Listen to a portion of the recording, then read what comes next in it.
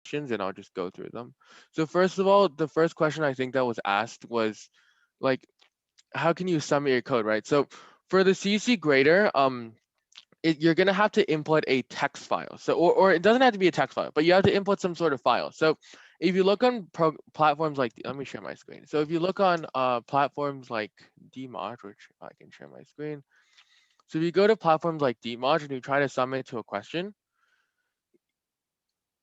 whatever, you usually like when you submit this, you usually have like this, right? You code here. That's usually how you submit on most coding environments, and it works for like almost every coding environment because what they do is that they provide a text file for you, but for CC Grader, it doesn't work. So what you have to do is that you actually have to go here and like navigate to like the actual file path where it is. So like, let's say for me, my files are in I they're somewhere. I'm Oh too my lazy to look God, for you don't them. even know where your files are. Okay, see, this is why you have to manage your files better. But let's say you actually manage your files properly and you actually know where your files are. You would find basically the file that you have and then navigate to it and then just double click or drag it in. So like, for example, if you're working in like, let's say if you're using C++ and you have code blocks, it's usually going to show you where it is. So like, let's say in code blocks, you can open existing, and it's going to tell you where you have everything here, right? So like, it's going to show you your file system. Same thing if you're using Python. Like if you're using the IDLE again, you can just open files and it'll tell you where you're opening from, right? So that's just something you can do. And then once you find the file, you have to use it using, you have to find it using File Explorer because otherwise you can't drag the file. And then you drag the file over to, or upload the file to wherever they need you to. So that's essentially how the how you would submit your code from anywhere. If you're doing Replit, it's even easier. Just literally get a notepad, paste the code from into Replit, and then save it to wherever you want and then upload it. So that's how you would submit from the CC grader. It was just a question that a lot of people were asking, so I just wanted to talk about that. What else? There was one more question I wanted to bring light to. All right, yes. Doing both content, like basically, essentially, like how the contest will work. So essentially, on the day of, what's gonna happen is that on your CC grader screen, you're going to have on your CZ grader screen, you're gonna have two different contests, right? And you're gonna be able to choose whichever one you do. And you can actually do both, but it will take your highest score of junior and senior. So I wouldn't recommend doing both, but if you really want to, go ahead. I mean, nobody's gonna stop you. Um, and essentially, whichever one you do first, the timer is gonna start going down for like three. I think it's 3 hours, right? For however Uh, long it is. no, I thought it was, isn't it 4 hours? All right, it's four, right? Yeah. However long it is, because it doesn't matter how long it is because there's a timer. What am I even saying? Anyways, however long it is, there's gonna be a timer that counts down, and yeah, that's it. So you can see I haven't done CC in a long time, so I have no idea how long it is even. Yeah. Martin. Should I take junior or senior? There are too many problems on DMod. I don't know. Oh, okay, okay. Very great question. Matthew, did you want to answer this question or something? Well, actually, well, you just yeah. Well, there is a lot of different CCC problems on junior and senior. Just try like maybe certain J4s or J5s specifically from the CCC to get a good grasp of how difficult it is for you. If you can do like J4, J5s, no problem, then you can probably just do senior. Yeah, so just like Matty said, first of all, you would sort by CC. If you're curious of how to sort by CC problems only, and then what you would do is that you would basically like do this and just look for the S's. So like what I would do, okay, actually wait, no, you should do this because the problems usually do that. And then what you would do is that you would find yourself like the CC problem that is like the you would find some senior problems in here. Like I would recommend if you want to know if you want to do junior or senior, try S4, J4 to J5. If you find those really, if you can consistently nail the J4s and J5s, definitely do senior. If you're kind of iffy with them, I would do junior, but you Yeah, can also do senior as kind of even better. What is a nine? that was a 999 point problem look like. Ooh, I don't think that exists yet. The That hardest one, doesn't exist, but it kind of does here. I can actually show you one because I 50 actually edit. pointers. This is Oh, what it would look like, but it's see it's locked. So like when you make a contest, if you make a if you actually problem set or like make problems, then you can actually set like as many points as you want, but it just won't be published because The admins aren't gonna publish it. Yeah, they're Um, not gonna post. self-modifying AI bike. What Oof, does that mean? Are you trying to say that's how you solve a problem? I mean, it could work, but it would take too long. I And you'll, swear. oh, also, yes, you have a limited number of submissions to each problem. So don't like spam submit to the problem. Really? That, hmm? Well, Oh, I guess yeah, there is a submission limit, but I yeah, there's don't think submission limit. Well, yeah, if you you do it don't have properly, to. shouldn't you shouldn't run into that problem. Yeah, as long as you just don't like spam submit a million times. I think there was one person who like tried to guess the test cases, so he just kept like trying to win test cases, Oh and my then he god. ran the submissions. Yeah, Just as long as you don't do that, I think it should be like completely fine. I don't think that's Yeah, how you're yeah. supposed to do that. But that's just the thing, right? And yeah, also if you have any questions, I can kind of if you really need help and like you've done a lot of problems and you still don't know, I can just send me a DM and then send me your profile and then I can probably see from the problem you solved which one you can do, which one you should do. Like, let's look at Matthew. Wait, what's your? Let me just use Matthew as a example. Okay. Yun Yun, right? Okay. You Is it? Wait, what no, is you it? don't even know how to spell me. Top tier. What is it? Wait. N Oh, Y Y U U N. N and then U E N. There you Oh, go. right, right. Yes, I'm very That's smart, as me. you can see. I haven't Okay, been. yes, if you look at Matthew's profile, this is just an example. He solved a lot of juniors and senior problems, but if you look at most of these, he's actually done J5s and S2s and S3s. I feel like this is a really, I really wanted to look for his profile because this is a really great example. Like, see, he can consistently solve like S2s and S3s, so he should definitely do senior. If you're consistently doing stuff like J1, J3, J4, J5, then you should probably do junior. So basically, you can either look at your profile myself or I can help you take a look at it. But this is kind of the best way to kind of know whether to do junior or senior. All right. That was kind of Right. my rant. You have anything to add, Matthew? Mm, I mean, just I guess for the CCC this year, it's like a fun and kind of fun experience for most people. First time you're doing this, so don't stress too hard about it. I mean, yeah, you generally you should it should be a fun time, junior or senior. Yeah. Okay. I will add Matthew to my friends list. Okay. What what is going All right. on? Oh, I'm just okay. Done. All right. Okay then. So let us start. All right. Yes. One final announcement because we kind of have a shorter lesson this week, but there is a mock CCC contest on Dimash. Um I highly recommend this as these are done by like the probably like very good CEC competitors. So on Dmarsh, so you should definitely try this if you have the time to. It's very similar to CEC Junior or Senior actually. There's also a Junior one, but like I'm showing the Senior one. Like just There is go on Dmarsh and just do the contest. It isn't rated either, so just it's all try it. good. I Yeah. swear, some of the top people on Gmod are actually people who set problems for CCC sometimes. Yeah. A lot of them are university students, and some of them actually set problems. So anyways, even if they don't, it's just a really great way to kind of prepare yourself. All right, Yeah, gauge. yeah, let's finish with range queries now. So, do you want to give a quick recap of range queries? Oh my god. So we have obviously we talked about range query last time. We have a range query is like a basic query calculating a certain value based on a range. So we have the minimum range and maximum range. I almost forgot that word. And you calculate some value through some sort of method, whether it be adding them all up, multiplying all of them, or any sort of other method. So that's a range query. Then we talked about different range queries and what's the most effective way to calculate range queries, like this bowling problem. And then we kind of used the range query to kind of visualize how you would solve the bowling problem.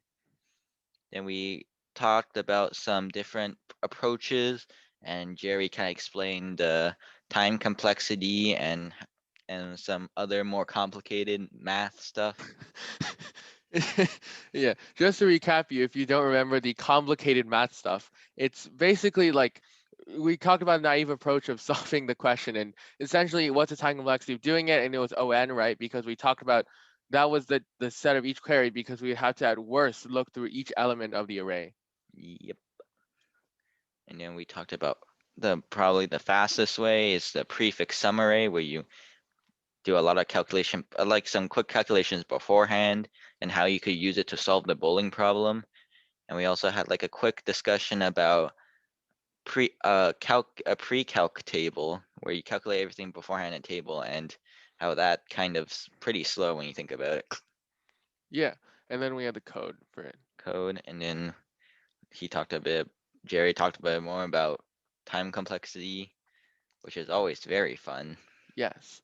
As you can see, this is kind of a more higher junior to senior concept, which is time complexity. But a lot of people on the junior, the reason they can't get like the last two problems, or people on the senior, why they can't get the second, like the second and third problem, is because they're usually very greatly based on asymptotic growth. So if you know how to do this, like you can kind of breeze through a lot of the harder problems that a lot of people have problems with, because if you know how to do this and you see a problem, you can immediately say, well, this takes OQN time. In this case, takes ON plus Q. Like you know which one's faster, right? You know how to analyze whichever algorithm is faster. So yeah, basically what Matthew said. So basically, essentially this week we're going to finish, we're going to basically talk a bit more about asymptotic growth, but we're actually going to connect it to another topic, which is our main topic for this week, which is subtasks. And I'm going to walk you through all about subtasks, and then Matthew's going to finish off by talking about difference arrays and how those work, because they're similar to prefix sum arrays, but they actually arguably come up as just as much as those. So basically, just to refresh you on asymptotic growth, this is a very, very important concept in computer science because you know how to analyze how fast an algorithm is, and you know how to pick the best algorithm to solve the problem. Now, remember we talked about the naive algorithm, which it takes for each query, because you query multiple times, Q means each query, you take ON time to solve it, right? So the total time is OQN. Remember, you judge time using big O notation. And with prefix sum array, you query every time with O1, right? Because it's really fast. You just subtract numbers. Subtracting numbers is much faster than looking through every element in an array. It's like, think about doing subtraction by yourself, right? Like 23 minus 12. It's really fast.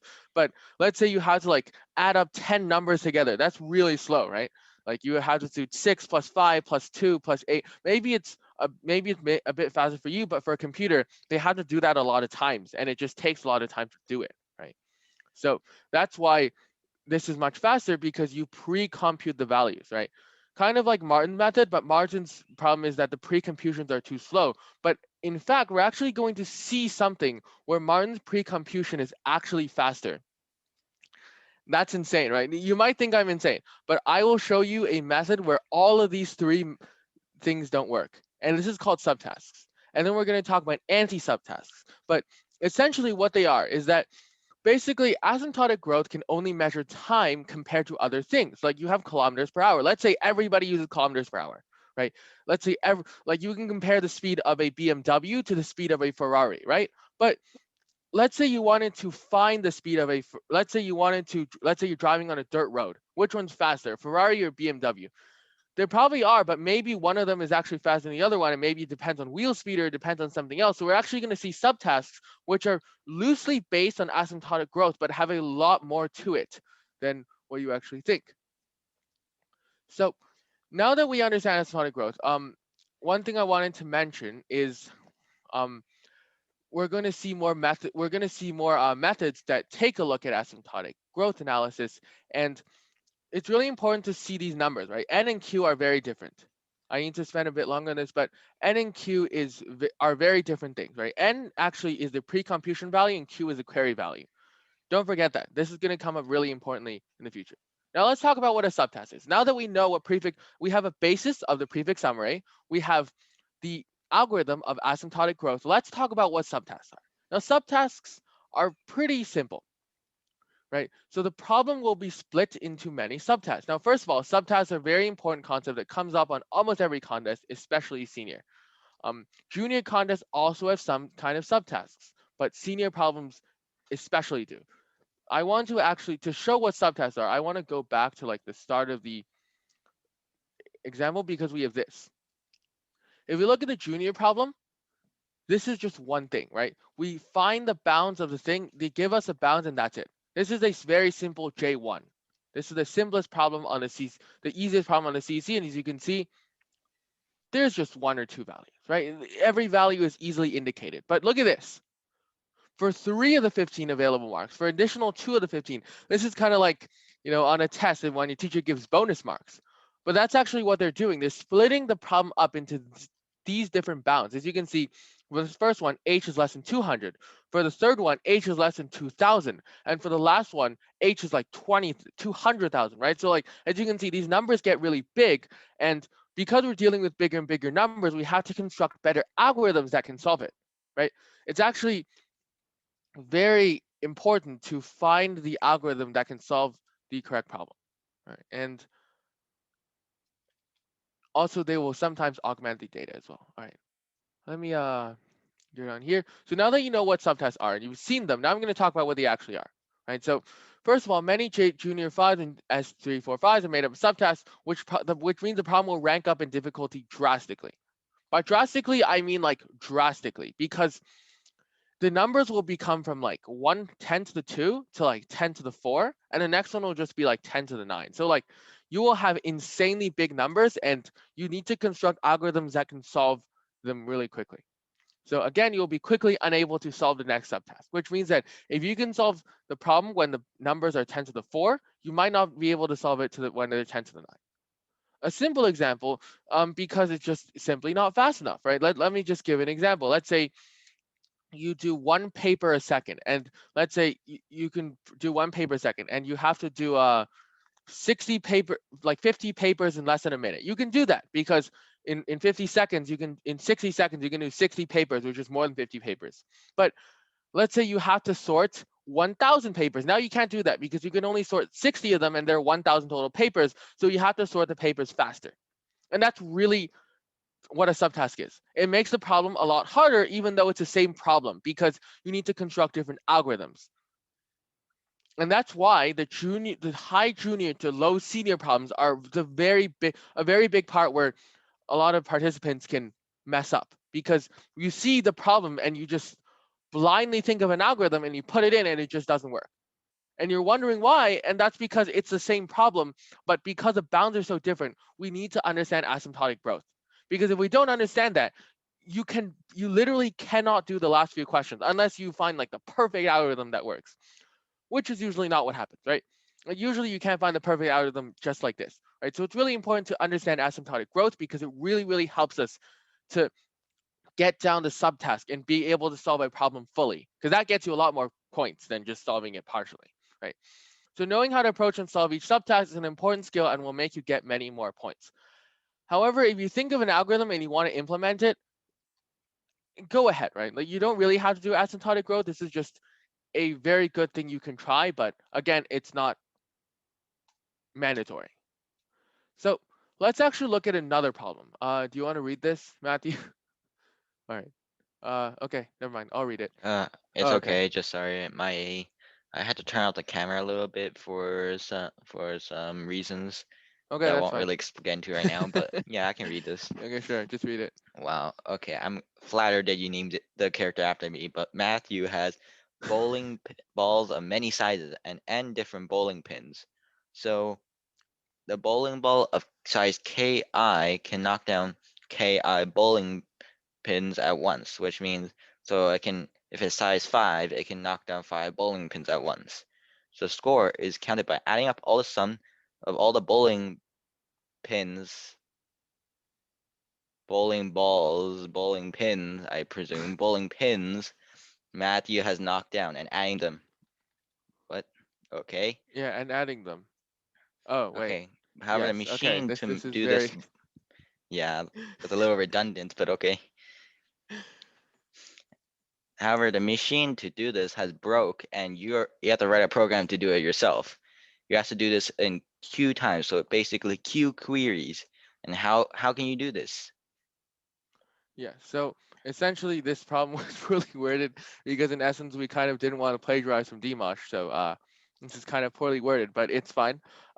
So essentially, he has many bowling balls, and each of them can knock down a certain number of bowling pins, and then the score is counted by adding up the sum of the bowling pins that he's knocked down. and then you're gonna and then but the machine to do this is broken, so you have to do it now, and you have to do it as fast as possible, and you'll be asked it q times. So essentially the question is, can you do this, right? So what so first of all, let's look at the question again and let's just quickly analyze it. So essentially, you basically have a lot of balls and you have to do multiple queries where you have to go from left to right and add up the sum of different balls. Um, if you actually look at it, if you actually look at it, this question looks the same as the previous problem we did, right? A bowling problem, but there's a key difference. There's a key difference. And in this too, there was one puzzle where part. Oh right, yeah, exactly. Yeah, admin of code does this a lot. Yes, that is true. Very true. All right. So then there's a really big difference between this because there's now the added difficulty of subtasks. Now let's look at the subtasks. For all subtasks if not stated, q is less than or equal to n. Now first of all, n is less than 10 to the 7, k is equal to 1, q is less than or equal to 10 to the 20, and then you have n is less than 10 to 3, and then the last one is n is less than 10 to the 7. All right, so you have these different subtasks that we need to solve. All right. So let's first of all, let's analyze the algorithm. And then we also have the memory limit, which we're going to talk about later. But essentially, first of all, we need to understand the problem and what it's asking us to do. Basically, we're supposed to ask q times, and we're supposed to make a prefix, like a query of summing up the values from index L to index R, right? At least that much is clear, right? So basically the problem shows that you have to query from a left to a right because it says it knocks down a certain number of bowling balls. So because it knocks on a bowling ball, we have to add up the sum every time. So it's going to be the sum from a certain left to a certain right. And we ought to do this. And we can say prefix sum array, we're done. Not exactly. Not exactly. It is very easy to see if you understand it. It was 10 million. My bad. It was 10 million more. The million was the number of elements. Oh, 10 million moves. Oh, right. Okay. Makes sense. Cool. Okay. Anyways, so now that we see these subtasks, we can now try to analyze them, right? So we basically need to sum up from L to R. So first of all, let's look at the first subtask, right? Let us analyze the first subtask. Before I tell the solution, do you want to just quickly think about it? And then we'll talk about it.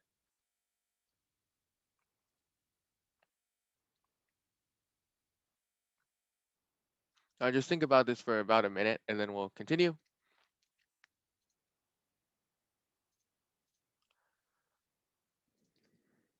So just think about what algorithm you would use to solve every subtask. And for a challenge, think of a different solution to do for every subtask.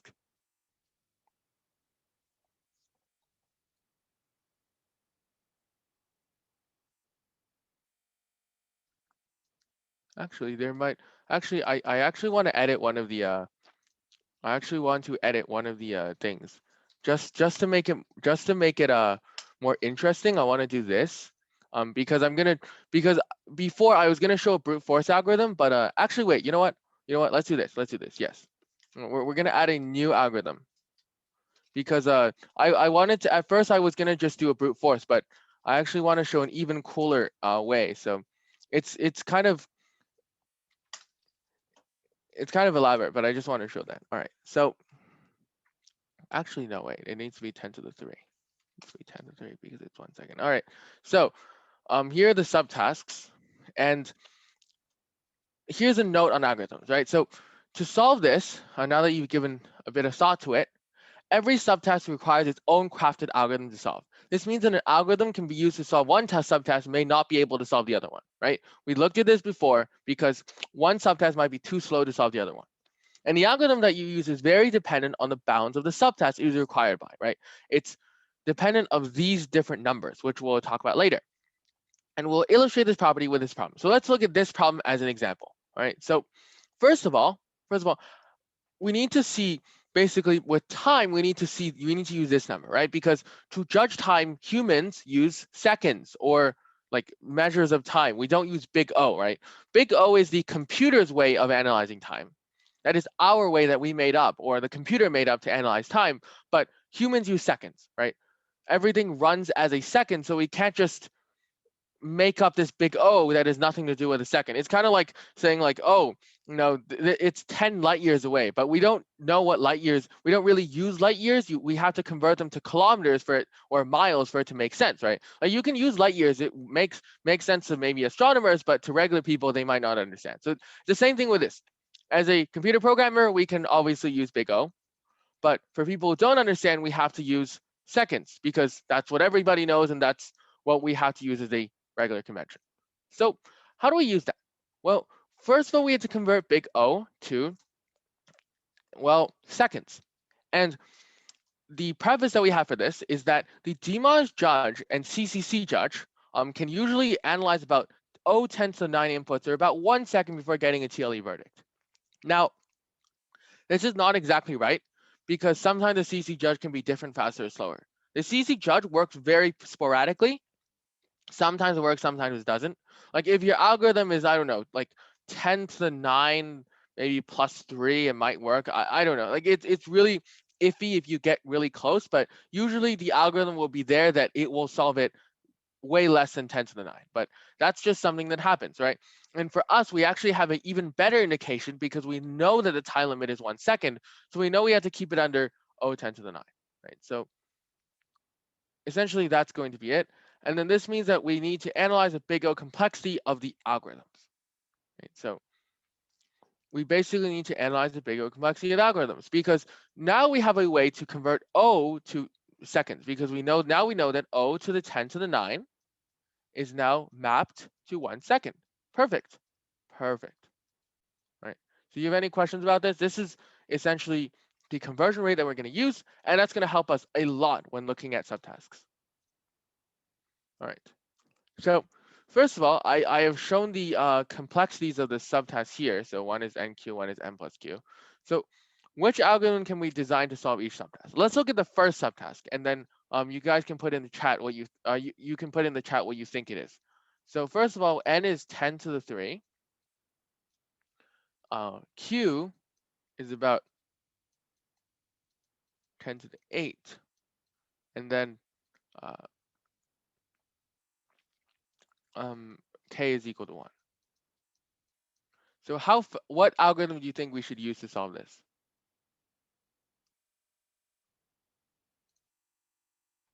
Maybe you can give some thoughts in the chat.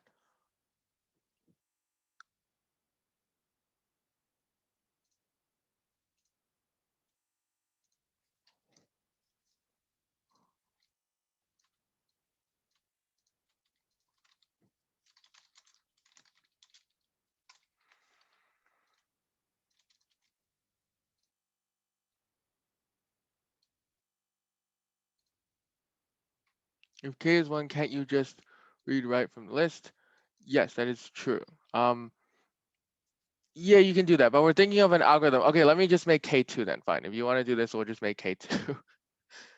Because like what I was trying to do was to make K really small, but but to still make you think. But yeah, K is the number of bowling pins knocked down. Yes, K is the number of bowling pins knocked down. So let's just set K to 2. I'll change that on the slide as well. Just basically to set K to be 2. Yeah. Just set K to be 2.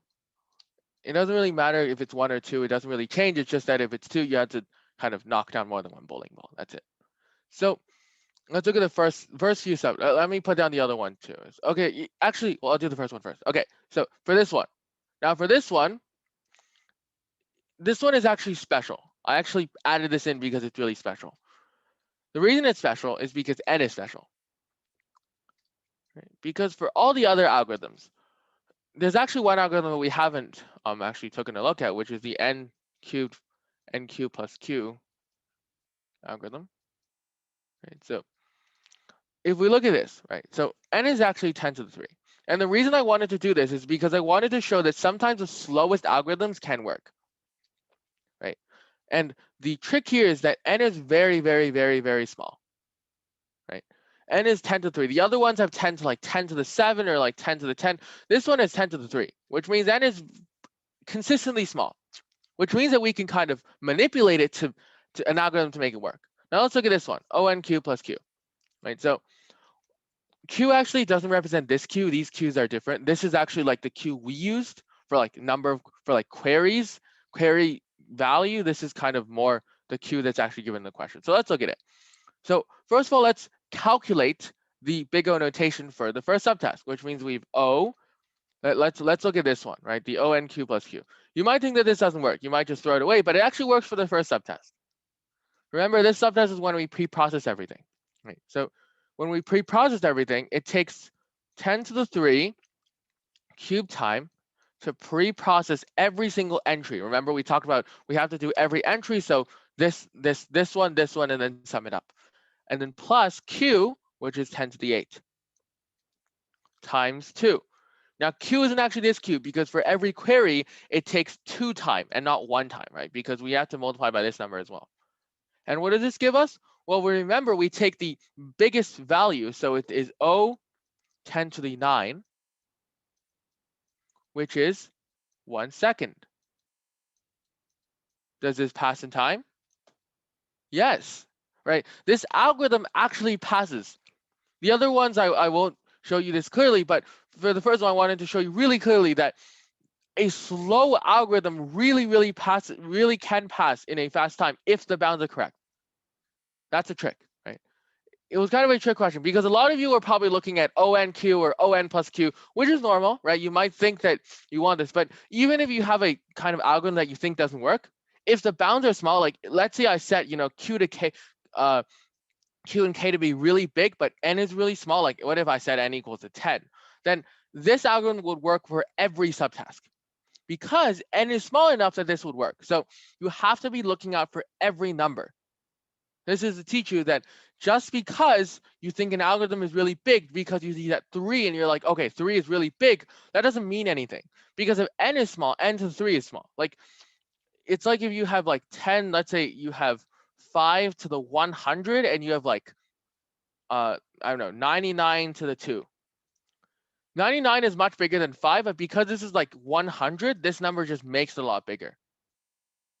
So actually, this is the bad example. Like 5 to the 10, but you have like 1,000 to the 1 or to the 2, right? So like these two numbers are very close, even though you see, oh, this is to the 10, this is really big. But if you have like a really small number here, then it will kind of balance out, right? So what I was trying to say is that if you have a big number on the exponent, it doesn't always matter because you might have a smaller number on the base and it will kind of balance out. So again, here, even though it's cubed, we have n is a very small number. So if you take it to a cube, it will still run in time.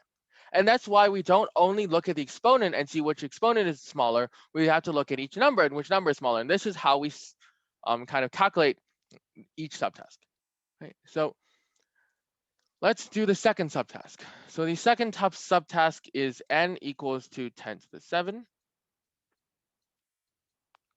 Um, Actually, let's do the third one. Let me go up and find the third subtask. Okay, yeah. So n is equal to 10 to the cube. Q is less than or equal to n. So we have this subtask, which is n equals to 10 to the cubed. Q is less than or equal to n, and k is less than or equal to n. We'll make this 10 to the 4, actually. 10 to the 4. Let me erase this. How do I erase? Yes, this is how you erase. Okay, then you do 10 to the 4. And then this is 10 to the 4, so q is less than or equal to n, and k is less than or equal to n. So how would this work?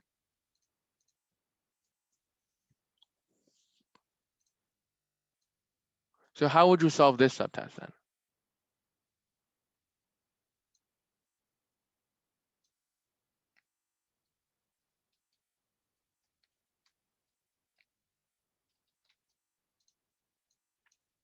Let me erase one more thing.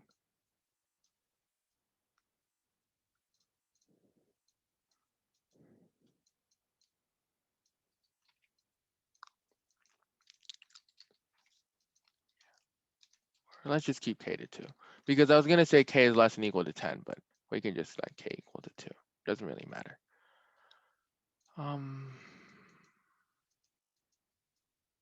Right? So it doesn't really matter. Doesn't matter too much. Or we'll just say k to 10. Actually, 10 is bigger. I like 10. So let's now look at the complexity of each subtask, right? So now, okay, first of all, let me just analyze this a bit better. So this is actually ONQ. This actually doesn't mean ONQ because what this means is that it means that N is for what it takes for each query, right? So yeah. So does anybody have any thoughts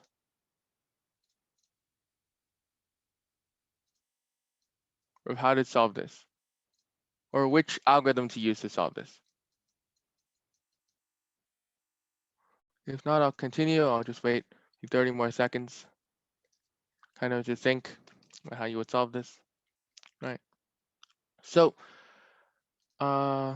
it's not too big, so you could go the naive approach. Okay, great answer. Let's see how it holds. So Martin says try the naive approach. Okay, so let's try the naive approach, right? So how do we do it again? So we have O, we're gonna take naive approach to N, which is 10 to the 4, times Q, which is 10 to the 4. Now remember, because we're multiplying and we're not adding, we can't remove any exponents, so we have to multiply them, which is 10 to the 8, which is less than 1 second.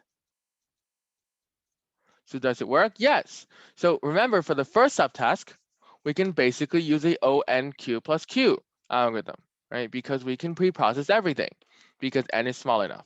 In this algorithm, we see that N is not small enough, but actually N times Q is small enough to pass. So we can do the naive approach and less than 1 second. The naive approach, again, is just summing every number constructively, right? And that is slower, but it gets the job done.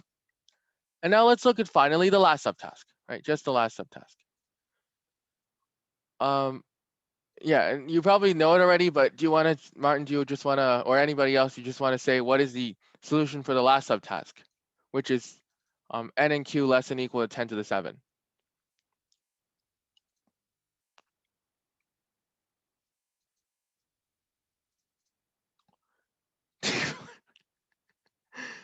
Okay, I don't actually see a algorithm called deep learning, but if you know an algorithm called deep learning, feel free to talk about it. Okay. Now, again, I keep on writing this K number and I keep on changing it. And the reason I can change it is because it doesn't even matter. You can change like 42 because if you think about it, K is less than or equal to N, which means that the biggest thing you'll always have is N, right? Like for every time, the largest thing you can do is every element in the array. So K at most is N. So we can just pretend that K is N. So that's why we say ONQ because it's supposed to be OKQ, but because since we always want the worst case, we do KQ, like here, worst case, NQ, because we don't care about the best case, right? And when we talk about anti-subtasks, we'll see why this is important. All right, I think Martin's joking. I think he means something else. But anyways, we'll talk about it. So it is the prefix sum array approach. So let's look at the big O notation for this. On plus q, so 10 to the 7 plus 10 to the 7. And if we look at it, we can just take any of these. So O 10 to the 7, which is less than 1 second, right? So from these, we see that we actually use 3 different algorithms to solve this problem. We use the pre-processing, the naive, and the prefix summary. This one doesn't exist, but just pretend it does. It's NQ plus Q. And then for each one, we calculate a time complexity, and we see that it runs under a second, which means that we can use it to solve that certain subtask. And deep learning might work, but you would have to give me the big O for that to make it work. So yeah, so now you see that there are 3 subtasks that we can use to solve each problem, right? Like just 3 subtasks to solve each problem, we can use 3 algorithms to solve the problem, right? So that's called subtask design. And one last thing I wanted, and here's basically a outline, or here's a, like, if you want to read the slides after, this is a quick conclusion, which is just subtask 1 and 2. A naive solution can solve the question in less than 0.9 time for subtask. And the last subtask, we need a better algorithm, which means we would need a prefix summary to solve the question, right?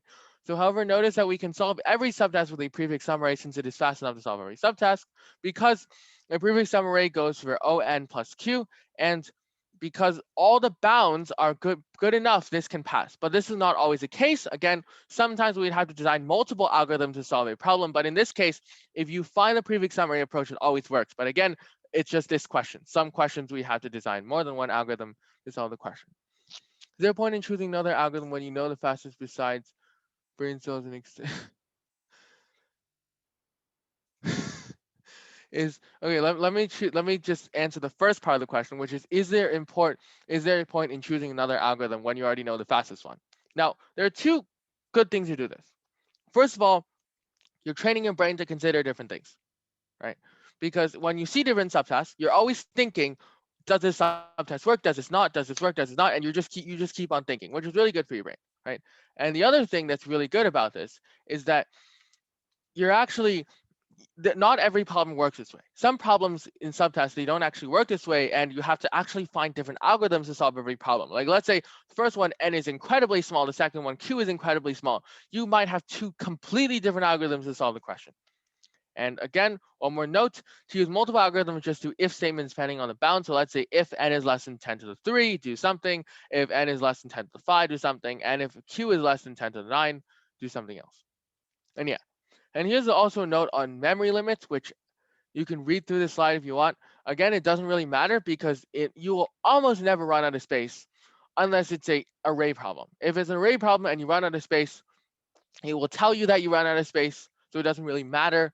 You can actually know this, that like it can handle a bunch of values, which kind of matters, but at the same time also kind of doesn't matter because again, you can always just do the problem and then see if it doesn't work. And if the memory limit doesn't pass, just do it again, right? Like there isn't that much of a point to learning memory limits unless you want to like actually go into CCO, in which case, yes, definitely learn memory limits. Eh, But if you're just doing Mem senior, hmm?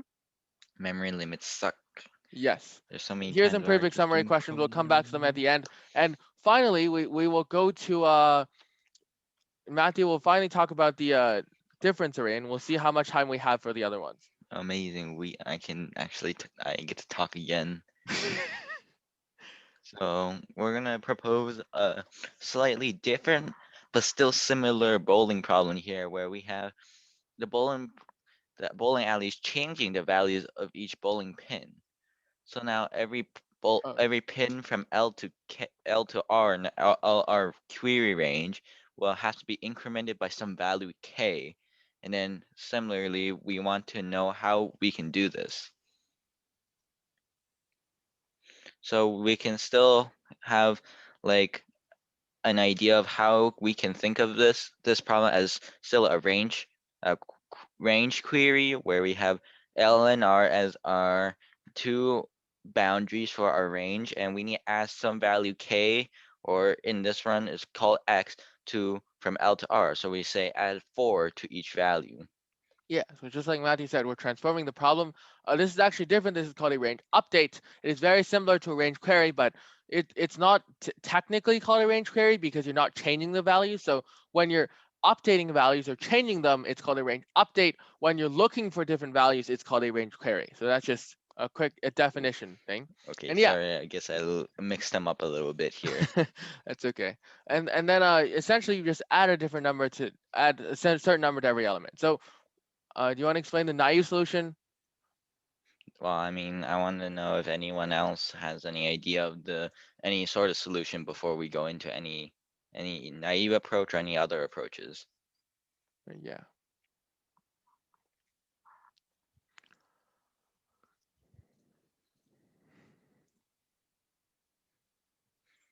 Well, I guess since no one's saying anything, I guess the most obvious naive approach is where you would loop through every value from the L to R range, and you just add the value k to each of them, and then just output this new array we have, like how is well, like a visual representation drawn by Jerry here. Yes. Just add 4 to each element. Great. So now the simple question is, how would we improve this algorithm? We might take a bit longer time to do this, but again, how would we improve this algorithm? Any ideas? And again, this is a slide on naive approach. It's just too slow again. Same thing as previous one.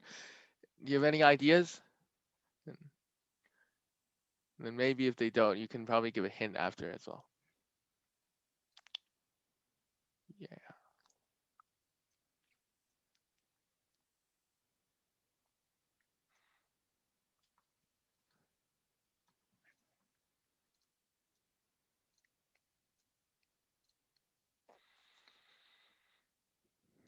So for those of you that might be stuck, a hint is this is how did we do the range query, not the building of the range, not the building of the prefix summary. How do we query the prefix summary?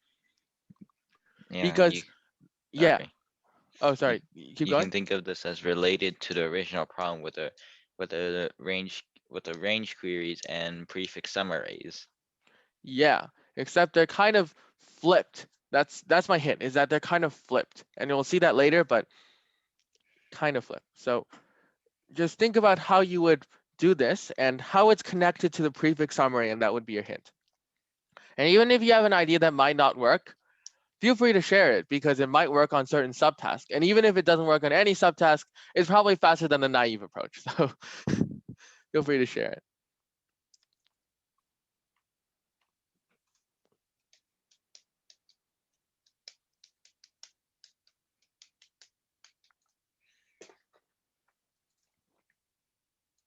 Ooh, there's an answer. You're saying it's related to a must do some Mhm. trickery with Eleanor. Okay, okay, you're getting there. You're getting Yes, there. that is correct. You Hmm? gotta be a little more specific on what exactly this trigger will be. Yes, but you are close. Yes, it does do some trickery to L&R, but the trickery it does is non-trivial, to say the A least. little more complicated. Yep, that's what I got from a hint. Yes, great, you got that from a hint. Okay, um, and if you want another hint, Martin, just to get you to think a bit more, here's an array, and here's L, and here's R. I want to add a value to every single value between these two values. Like I want to add, let's say X, let's add 4 to each of these values. How would I do that without, because the naive approach accesses adds to every value. How would I not add every value? Right? Because the naive approach is essentially I add to every value. Well, to be faster, I can't loop through every array element. So how do I not loop through the array element, but still add something to LNR? As an extended hint, think about building and queries. From our previous problem, we had the build time and the query time, or like the algorithm you proposed, the pre-process time and the query time, which basically mean the same thing. So that's going to be a hint. Think about how you can use that to your advantage when thinking of a better approach to this problem. The result has Think to be an array like the input. I mm, I guess As long as you generally output, yes. yes, but as long as you output like the value of every query, it should be fine. Like just it doesn't really have to be an array. It's just that whichever like whichever left to right I would want you to add, you would have to add it. So And then you could like I guess output the values of of the pins and then I'll yeah, be so I fine. yeah. So I guess it could be an array, but it doesn't have to, but if you can find a way that doesn't use an array, then that's even better. But yeah, yeah. So oh, there was another message. I just deleted the chat. Oh, you have to output all elements between you don't have to. Just you do it multiple times and then at the end you output all the elements. Because because remember you're being asked this 2 times, right? So like you're not going to be asked this between queries.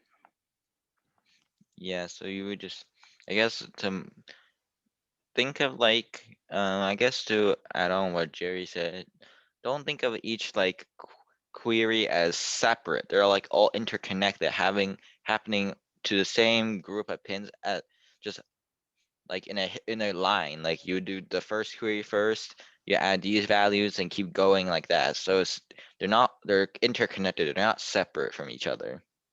Yeah. So like you do all the queries together. Yes.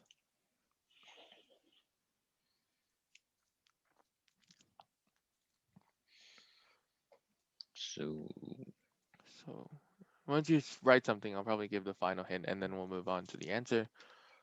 It's actually yeah. pretty. It's actually pretty elegant. Let's see. Always check breakout rooms. Those guys are done. All right.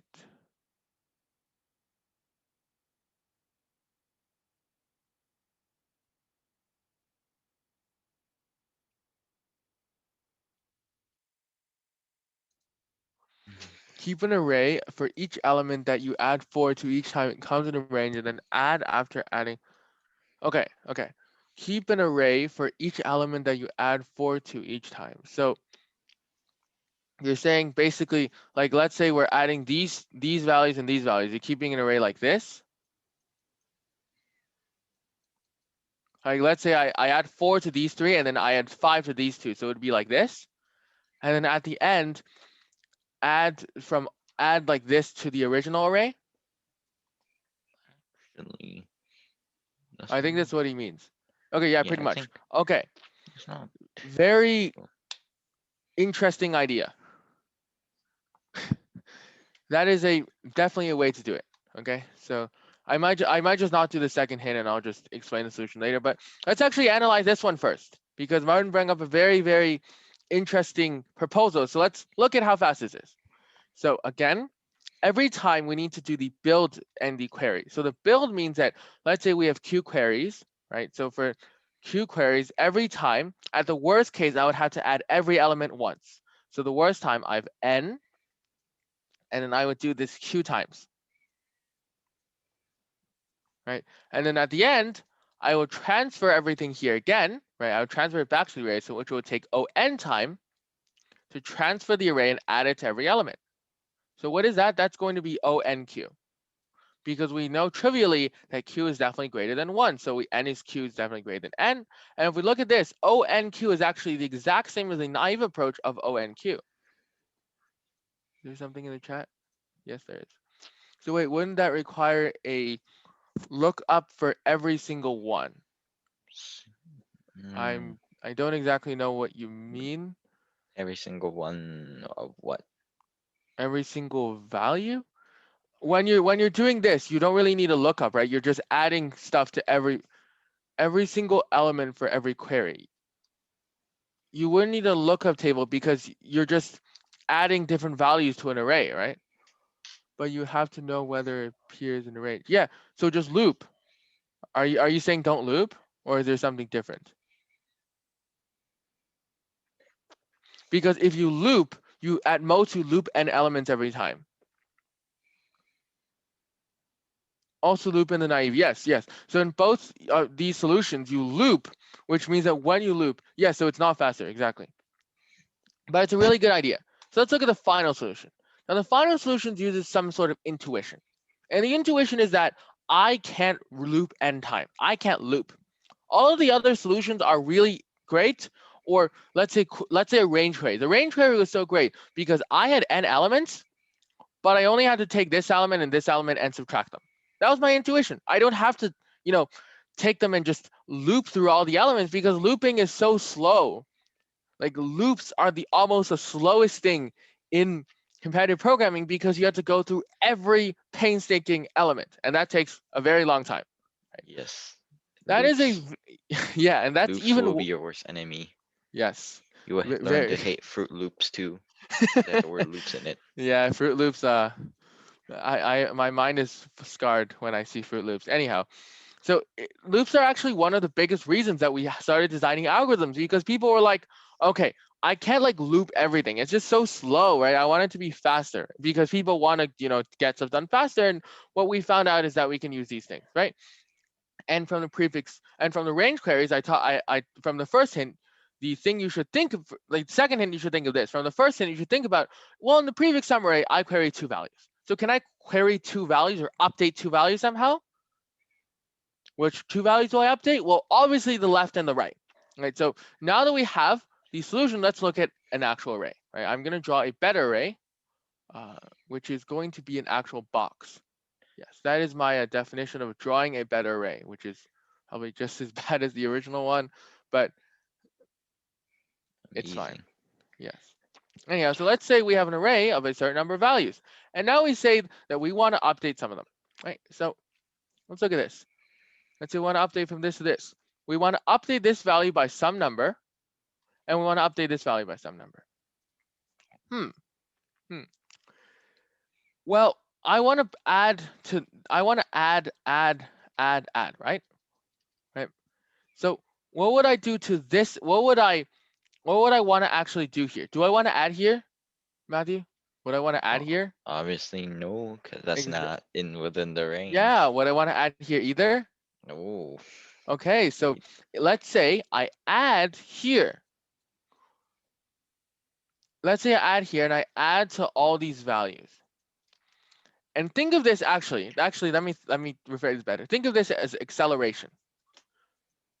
When you have a car that is going down the road, the car accelerates faster. The car goes faster, but if you think about it, the acceleration is the same. The Basically when a car is going down the road, it is speeding up at the same amount, right? So let's think about a car that is speeding up.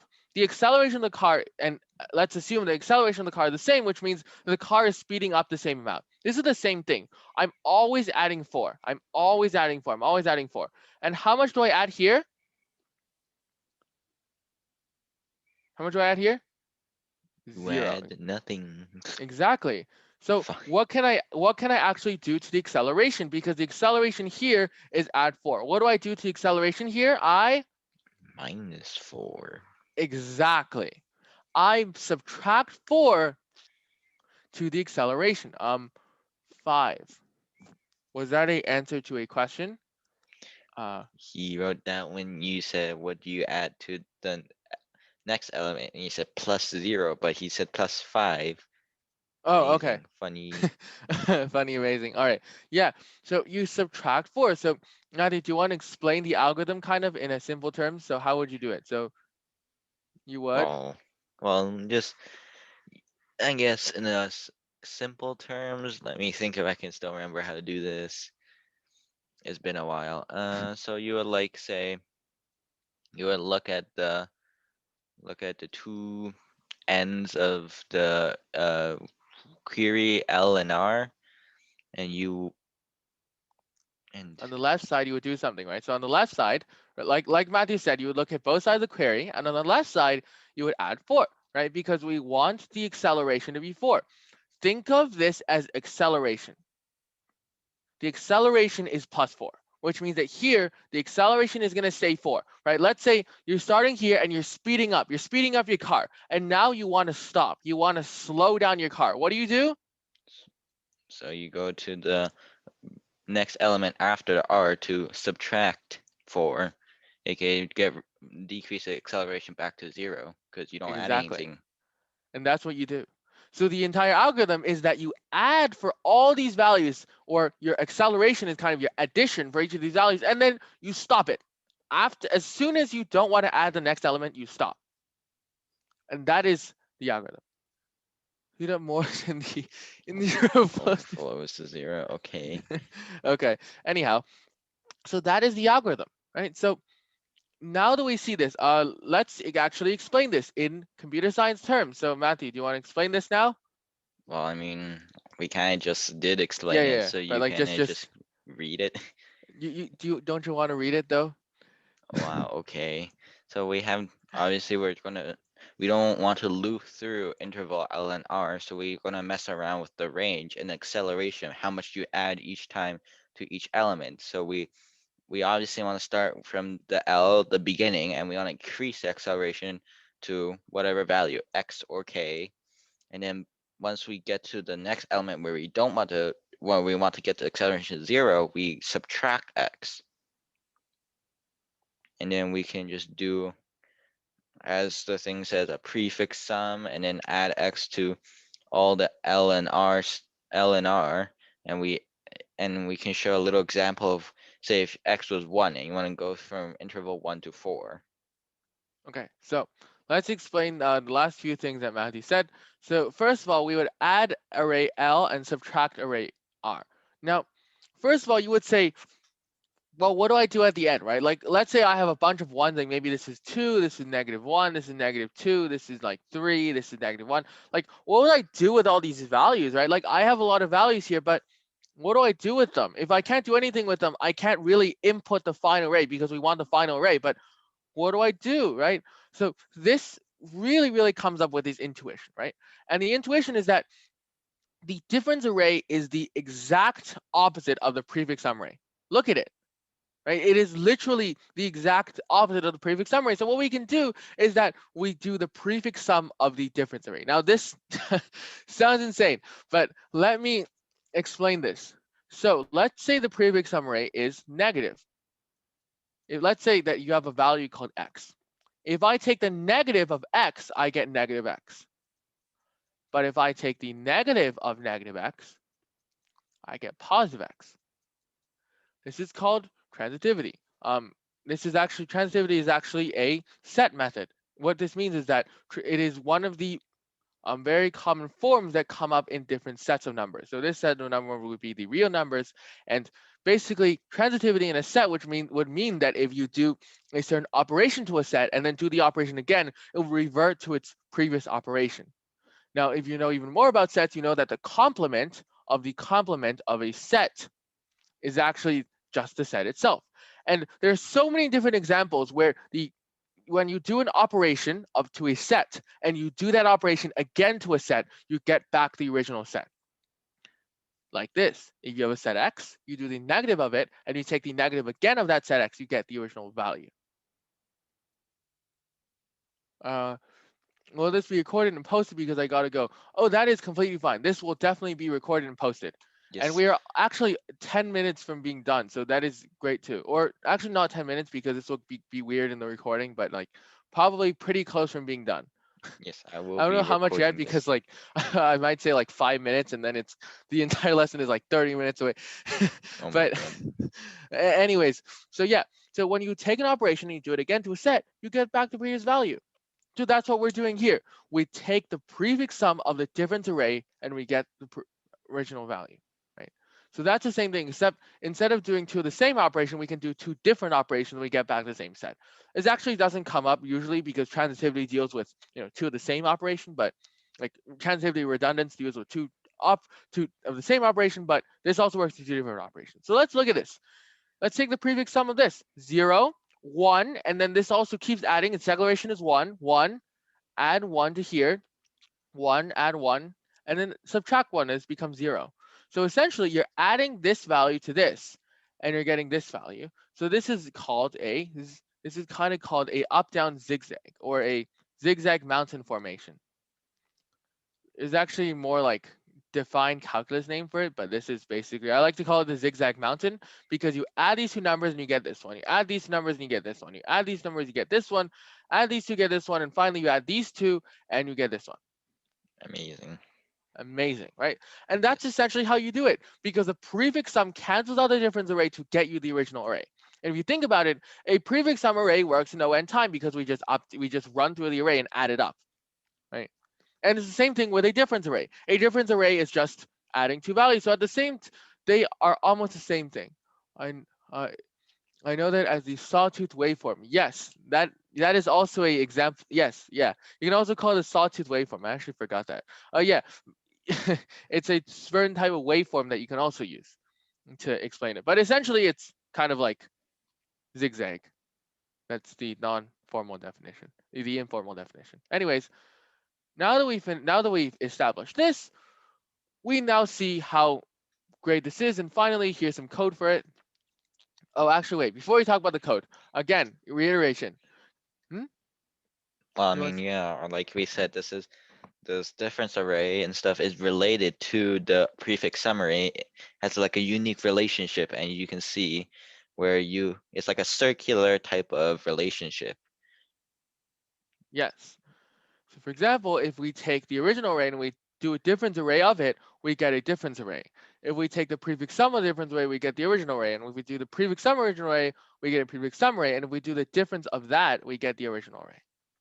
And actually, I want to explain this. What does taking the difference mean? Well, I subtract to every two elements, and I get a difference. So what a different, so think about it, as a prefix summary is, now that we know them, we can actually establish them in computer science terms. And a prefix summary is basically taking every value is the sum of all previous values. And a difference array is the difference between the adjacent values. And now that we define this, we can really, really see how interconnected these two things are. And if you know these two, you can get through a lot of problems really easy because you now know a very great way to analyze difference arrays and prefix summaries. And yeah, that is essentially what it is. And again, here's some code for it because some people love to see code like Martin. And um, online offline queries, I'll probably talk about like the final stuff. And here's some questions, practice Me, questions. And might again, a lot practice. of these practice questions have um, subtasks as well. So if you want to practice subtasking, you want to prepare for the CEC, do this. Now that we have 5 minutes left, I will really quickly in like 5 minutes explain everything else there is to know because this is actually pretty fast. So if you don't know it, it's fine. So the first thing, prefix summaries can be extended to 2 dimensions like this. Wow, you can actually do. There's actually an algorithm to extend prefix summaries to 2 dimensions. I'll leave this on the slide for like 5 seconds. So if you want to go back to it and read the slide, or you can just read it right now. Also, min and max query. So another type of query is when you want to find the max value or min value of a range. So to do this, this is a lot harder, but the naive approach is the same. You just loop through every value. The reason I'm not going to talk about this because this is a lot harder. I might talk about it next week if we have time, but we're just going to go through it again. So if you want to, you know, get used to it or understand it, this is important for the CEC as well. If you want to just look at it, that's completely fine. If you have any questions, feel free to ask us. So basically what you can do is that this is a much harder problem, so we'll only mention a few solution sketches, and you can search this up if you want. They have, for example, Geeks for Geeks or Emacs algos have very great explanations of these. So first of all, we can do something called a sparse table, which can be built in nlog n and queried in O1, which means that it's a very fast query time, as we can see, which is really good when you have small values. You can also have something called a square root tree or a Cartesian tree, which can be built in ON and queried in O1, but it's harder to implement. And also, ARPA's trick solves the problem in ON, but it has to be given offline queries, and we'll explain what that is later. ARPA. These trees very Yes, these these are trees pretty are difficult. they are more difficult, but they actually aren't that hard if you know what graph theory is. But even if you don't, you can search these up and you can probably learn them. They're not that bad. Um, there's actually a even crazy algorithm which is what if we only consider queries in the form of 0 to r? And if you want to go look at a solution, that's completely fine. But I'll actually leave this to you for next week, and you can actually put this in your head. And if you're really stuck, you can go look at the next slide, but I'm not going to talk about this. I'm just going to mention that what if we have min and max queries, but they're only in the form 0 to r, which means that I'm only querying them 0 to a certain value. What am I only querying from 0 to a certain value? Like this, right? So what do I do in this case? Right, so this is just a question for you to think about, and maybe you can tell us on Discord if you have an idea, and if you really are really stuck, we'll talk about it next week, or you can look at the slides because everything will be posted. Yes. Lot more details and stuff. And yeah, that is basically all. And finally, the last 2 seconds, we'll talk about online offline queries. So basically, what does an online or offline query mean? Well, it's actually incredibly simple. And what it does is that when you're doing stuff online, you have to do the queries in order. So like Martin actually asked this question, like, do I have to do the queries in order? And that's a really great question because let's say I have 3 different queries. One way to do it is I take all the queries and I process them all at once. Another way is that I have to take the first query and then return the array and then take the second query and return the array. So sometimes, like in these kinds of questions, I only return the array at the end. But what if I have to return the array at every step? Another word for this is persistent. Persistent queries. And and if you actually look at different algorithms, if you study advanced data structures, you can actually search up what a persistent data structure is. You can search it up for fun. For example, there's a persistent segment tree, which means that you have to return the result after each iteration, right? So this the an online problem and offline problem are different because they can create so many more different options of how to do the question. But usually on the CC, we're dealing with offline queries because they are easier because we can process all the queries at once and we don't have to process one and then do the other one, then process one and do the other one, right? So that's why we do an offline query and an online query, right? So, but it's really great to know an online query because it's just good to know. Yes? Oh, Matt, did you want to say something? Who searches up persistent arrays for fun? I don't know. I mean, if you want to, if you don't want to, that's completely fine. I mean, you can do whatever you want. But like, I don't know if you're like really bored and you have nothing else to do, and you're like so bored that you want to search your persistent data structures, just go ahead, search that up for fun. I don't know why Yeah, you would do you that can though. search. I guess you can search those up if you really Yeah, want to. You can also search up different types of binary trees, and then multi-leaf trees, and then how to implement those, and yeah. maybe Multi-leaf trees actually do offline queries, but binary trees are a way to actually implement online queries. And same thing with priority-based data structures. But these are just some examples of things you can do with online queries and offline queries. And yes, Ryan, you are right. My favorite data structure is also the Christmas tree. That is incredibly accurate. Anyways, Christmas trees. basically, usually most problems in the CSC use offline queries. I've only seen like one or two which they use online queries, but again, they're just good to know. And that is it for this week. If you have any other questions, feel free to ask us now. We'll stay for a few more minutes. If you don't have a question now and you'll have a question later, feel free to ask us on Discord or ping us or DM me. Ping us, message Yes, us. ping us, message us. Yes. And if you have any more questions, we will take up the min max query kind of puzzle next week, and that is it. 2 weeks before CC, I think there's one more lesson, one or two more lessons before CC, right? I Yeah, believe it I is. believe it is two more. I think. Yeah. Yes, I So believe it's two. yeah. So make sure to solve problems. Um, always, just go on Dmosh and just do some questions, do some junior senior questions. Trial the CC grader before.